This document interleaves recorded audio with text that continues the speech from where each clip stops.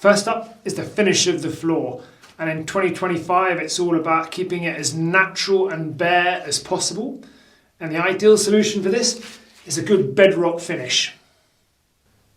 Number 2 on the list is an integrated floor and wall solution, which will do wonders for the security of your dungeon space. We've got a great example here where there is a seamless bedrock connection between the floor and the wall. It's not always an easy feature to create, and one option, as we think happened here, is to turn an old exterior wall into an interior wall. For number 3, if your dungeon has different levels of earth around it, a great idea is to incorporate the natural slope into the design of your floor. This will help make things really awkward. We've got a great example on this wall where the line where the tiles used to touch the wall is about level, and it really accentuates the slope down into the corner of the room.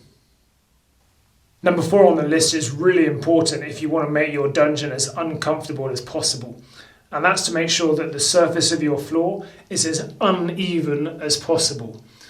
This is much easier to achieve with bedrocks like shale, where it's a little easier to carve out troughs and channels.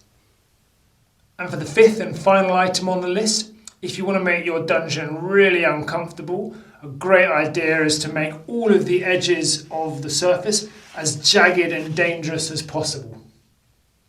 So those are my 5 must-have dungeon floor designs for 2025. And I think that this room's got some very good examples of each one on the list. If you think you could improve my list, please do let me know with any suggestions in the comments section of this video.